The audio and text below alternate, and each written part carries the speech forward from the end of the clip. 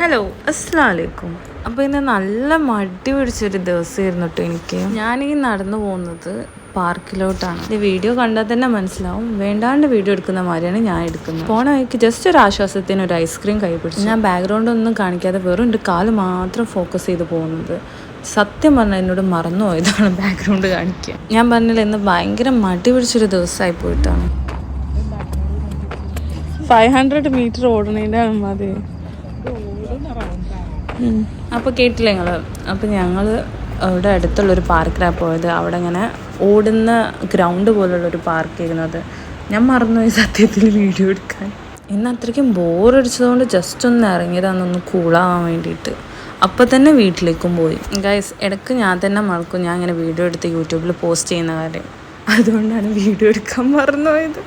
ഇന്നെപ്പോലെ ഇങ്ങനത്തെ മണ്ടത്തരങ്ങൾ ആർക്കെങ്കിലും പറ്റാറുണ്ടോ?